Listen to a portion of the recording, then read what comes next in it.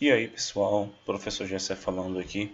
Hoje vamos dar continuidade aos estudos sobre equilíbrio químico, tá bom? Aí estamos estudando um pouco ainda das características do que é o equilíbrio. Na aula passada, percebemos que existe uma certa reversibilidade dentro do equilíbrio químico. Questão da reação direta, da reação inversa, tá? Tanto reagente formando produto, como produto voltando a formar reagente.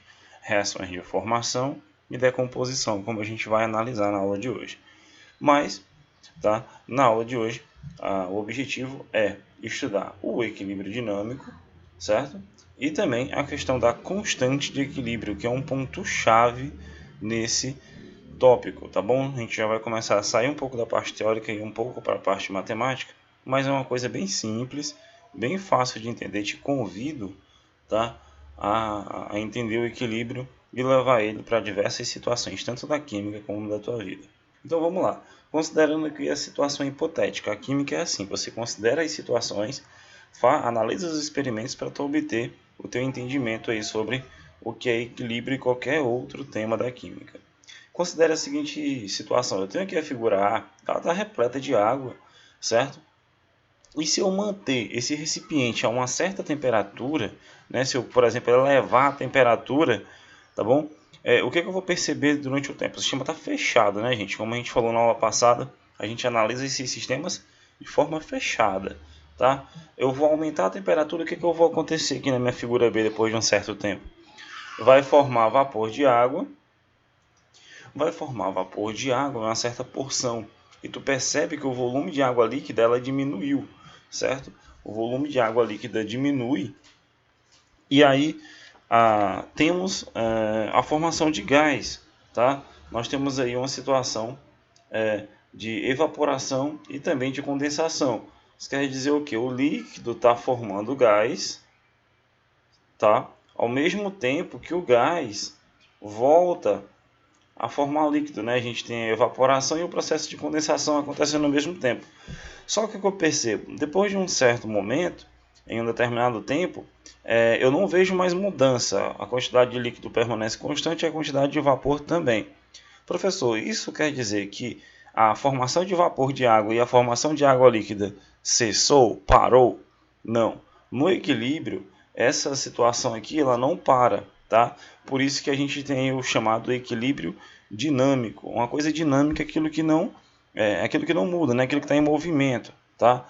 Aquilo que tem uma certa constância. Então, eu não vou parar, tá? O meu líquido ele não para de formar vapor e nem o meu vapor vai parar de formar líquido. O processo de evaporação e condensação eles continuam, só que em um certo momento eu não vejo mais alteração, tá? É como se eu imaginasse assim, ó. Isso não vai significar que a evaporação ela tenha parado de ocorrer, né? Mas sim que em um certo intervalo de tempo, o número de moléculas que saem do líquido aqui, ó, que estão saindo para a fase de vapor, né? Entre aspas, sair, e o vapor, né? Que volta a ser líquido, é um número igual de moléculas, né? Tá? Tanto a que forma vapor como o vapor que forma líquido, em um determinado momento essa quantidade é igual e aí a gente percebe que está parado. Mas nessa situação é o que a gente chama de equilíbrio dinâmico. Ó. Em certo intervalo de tempo, o número de moléculas que saem do líquido para o vapor é igual ao número de moléculas que saem do vapor para o líquido. Mas isso não significa que a questão acabou parando. Tá? A gente chama isso de equilíbrio dinâmico. Nesse caso, tá? Nos sistemas que envolvem reações reversíveis, diferentemente do equilíbrio líquido-vapor, por quê? Professor, esse equilíbrio aqui normalmente a gente não vai trabalhar com ele, porque é apenas uma mudança de estado físico. Tá? A gente vai trabalhar com as reações reversíveis, né? Reações químicas que envolvem reagentes e produtos, tá certo? Aqui é apenas para a gente entender um pouco do que se trata o equilíbrio dinâmico, tá bom?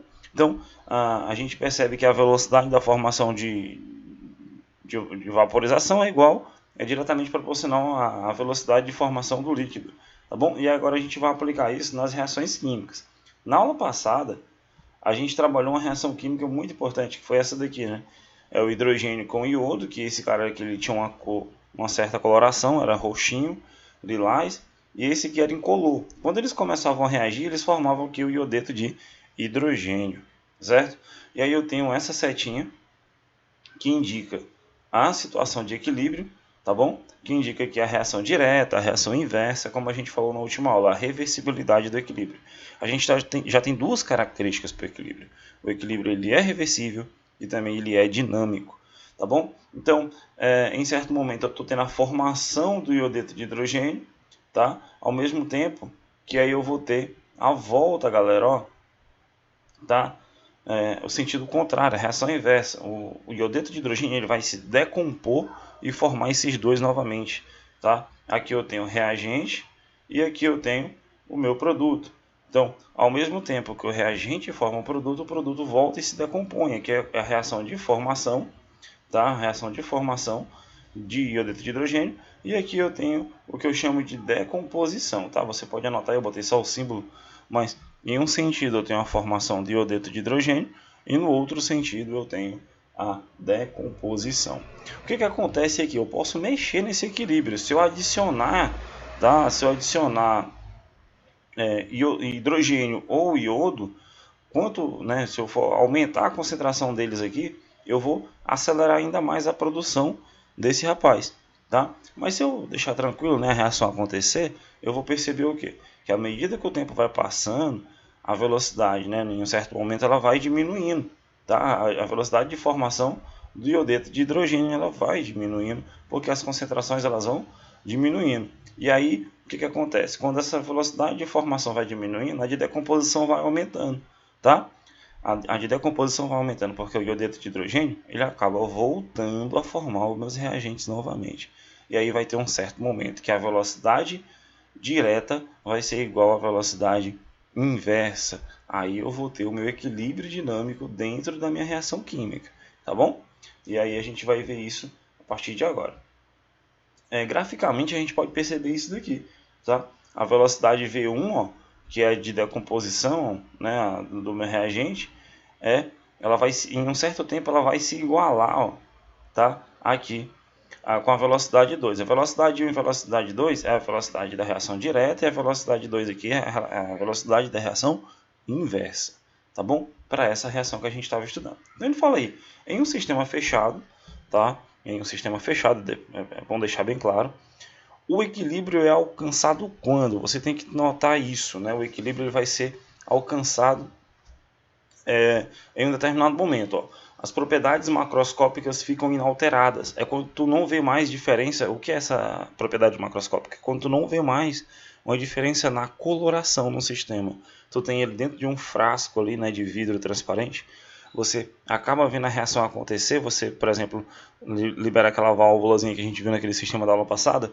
E aí você não percebe mais alteração na cor, tá? De forma mais visível. Então aqui é uma primeira consideração que você faz do equilíbrio. Não vai ter mais alteração na cor, né? Você vê que vai aparecer uma coloração constante, homogênea, tá? O próximo requisito é, no estado final, coexistem reagentes e produtos. No equilíbrio eu vou ter tanto o meu reagente aqui, como eu vou ter produto. O reagente formando produto e produto se decompondo e formando reagente. Então, no meu equilíbrio, eu não vou ter só um ou outro, eu vou ter os dois, tá bom? Outra consideração importante é essa daqui, ó. As concentrações das espécies participantes permanecem constantes, tá? Não é igual. Isso é muito legal para vocês. Vou pôr em mente, né? As concentrações elas permanecem constantes e não iguais, tá? Permanecem constantes. Para ter o equilíbrio, não é como o equilíbrio químico não é uma balança, tá? Você não precisa ter aqui a proporção estequiométrica de um lado e do outro, o mesmo peso dos dois lados da balança, não. Elas só tem que estarem constantes, tá bom? Permanecer constante. Próximo requisito, né, ele fala aí as velocidades das reações diretas e inversas devem ser iguais. Eu vou alcançar o meu equilíbrio, tá? Eu vou chegar nessa situação de reagente produto ter concentração constante quando eu chegar nesse tempo aqui, ó, a minha velocidade V1 e V2 elas estão que ser iguais, tá? Isso vai ser muito importante já para o próximo tópico. V1 e V2 vai ser igual, tá bom? Para que eu alcance, ó, o equilíbrio, né? O equilíbrio é alcançado quando essas velocidades são iguais. A velocidade de formação se igualando à velocidade de decomposição, tá? A reação direta é igual, a velocidade da reação direta é igual à velocidade da reação inversa. Então guarda essa relaçãozinha aqui no teu coração, que ela vai ser importante para que a gente possa, tá? Obter a constante de equilíbrio, que eu vou falar agora no próximo bloco, tá bom? Eu vou trazer para vocês já numa aula mais separada, para não ficar tão longo. Eu vou deixar essa parte aqui para equilíbrio dinâmico e a próxima eu falo só de constante de equilíbrio. Então, forte abraço, espero vocês no próximo vídeo sobre constante de equilíbrio, não perde. Então, até lá.